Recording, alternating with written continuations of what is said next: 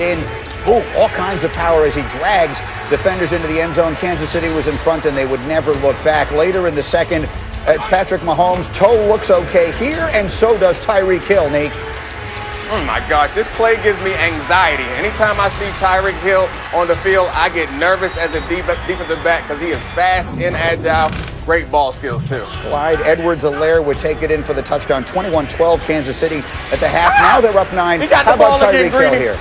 Oh, my gosh, he got the ball again, please.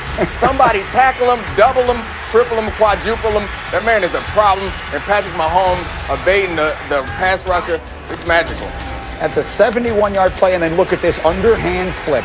If the Golden State Warriors and the Harlem Globetrotters had a baby and it was a football team, it would be the Kansas City Chiefs of right now. That is an underhand toss to Travis Kelce for a touchdown, and then to cap it off, here we go, Mahomes again. Kelce again, could you be more open?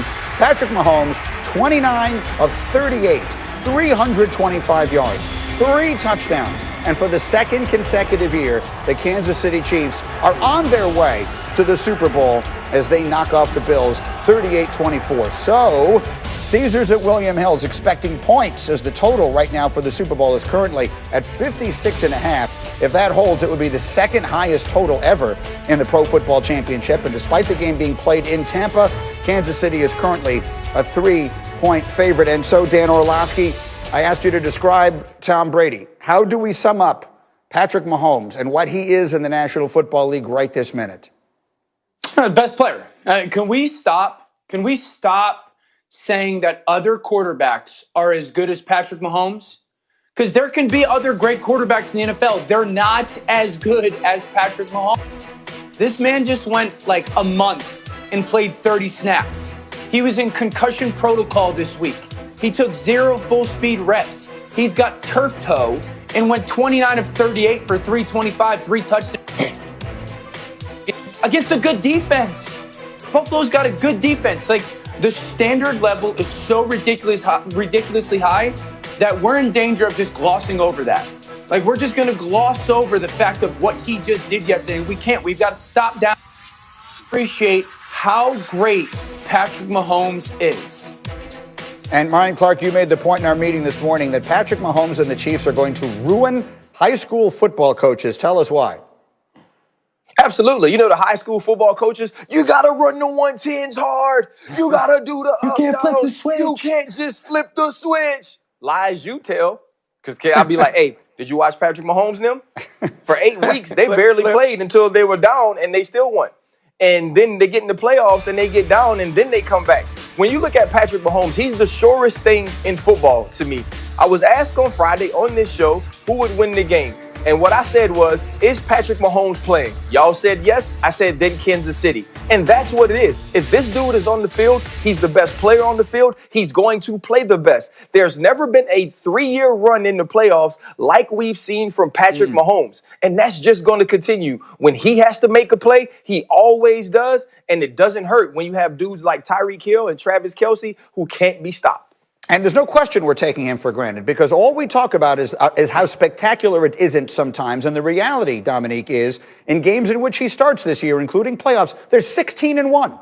16-1 in games that Mahomes plays. Well, if Mahomes wants us to stop taking him for granted, stop being so damn perfect all the time. Like, if you do it every day, I get used to it. And yes, I'm going to take it for granted. And I do think that Patrick Mahomes is special. And why he is so special, or how I know he's so special, is that if any of the other 3 quarterbacks had the game that he had, we'd be gushing all over them. We're not having that feeling. Can you imagine if Josh Allen played like that, or if Aaron Rodgers or Tom Brady played like that? Nope, Patrick Mahomes has had the most impressive 3-year run, and it's been the first 3 years as he's been a starter. It's outrageous. He's not even like in his prime. He's not even a full grown-up. I think he just got off his parents' insurance a couple weeks ago. That man is special. He's actually young enough We all to need to know it. It's impossible to bbelieve that the statistic is real, but in postseason games in which his team trails by 2 or more scores, he's now 4-1.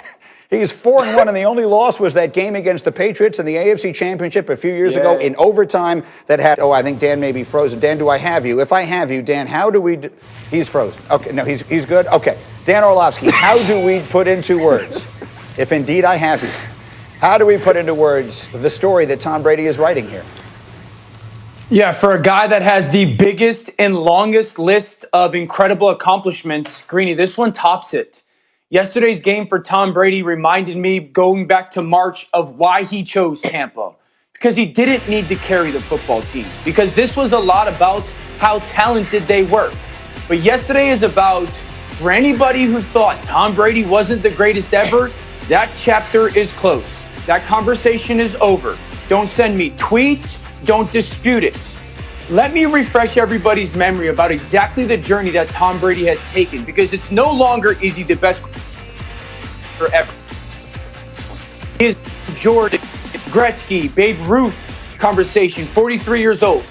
Went to an organization that by winning percentage is the worst ever in the history of the NFL. Hadn't been to the playoffs in 13 years. Didn't have to learn a brand new offense after 20 years in the same offense. No training camp that's normal, no preseason games, and then takes him to the Super Bowl. He's one of the greatest athletes ever. And indisputable, I think. And RC, maybe a testament to it is he didn't have a great day yesterday, but there was something about his presence, it feels to me, that is the reason they are where they are. We'll get to analyzing what his play is, and I'm sure my dog Dom is going to do it in a second, so I don't even have to get to the mistakes that he made. But it's also about the journey, right? Right now, we're talking about yesterday. We're going to look at his play from yesterday, but getting to yesterday is what Tom Brady is about. Having guys like Rob Gronkowski come over, having a team that says, okay, Bruce Arians, I wanted to punt the football, but Bruce, I think we can get this first down. Bruce, I like the matchup with Kevin King. Let's go at Scotty. Let's go to Scotty Miller. Bruce Arians saying this week, you know what? Bill never let him coach. Sometimes I just sit back and let him do his thing. All of those things come with Tom Brady. Tom Brady is now like a hooper. Tom Brady is like when KD goes to a team and you say, you know what, they can win a championship. LeBron James changes conference and now the Los Angeles Lakers become champions. That's who Tom Brady is. He's a force multiplier. He makes everyone better. And yesterday we saw that. Did Todd Bowles have a lot to do with what happened yesterday? Absolutely. But it's the TB12 that's most important to the Tampa Bay Buccaneers' success as a whole. There's so much to get to with the Packers side of this. But, Nick, just a thought, because I know there's so much here, and obviously Brady is the headline. I mean, Tom Brady did a great job rushing the passer yesterday and covering guys. He called a great game on the defensive side of the ball. It was fantastic. I'm here for all the Tom Brady hagiography that we can indulge in. But let's be real. Yesterday, he was spotty, just like Dan's internet connection. He was good in moments and bad in others. So, like, we can celebrate him. We can celebrate him. But let's not pretend like the reason why they won yesterday was because of Tom Brady, because he was trying to give the game away with those second-half turnovers. There were some moments yesterday where you wondered, all he needs to do is manage it the rest of the way, and he didn't manage it that well. That said, the Buccaneers are on their way to the Super Bowl, which means that Aaron Rodgers is not. And his coach, Matt LaFleur, had a lot of explanations to offer afterwards, particularly about kicking that field goal at the very end of the game. Here's what he said. We essentially had 4 timeouts with the 2-minute warning. And, you know, we knew we needed to get a stop. And I thought we were going to have a stop there at the end, but, you know, we got called for the PI. And it didn't work out. Well, I didn't have a decision on that one.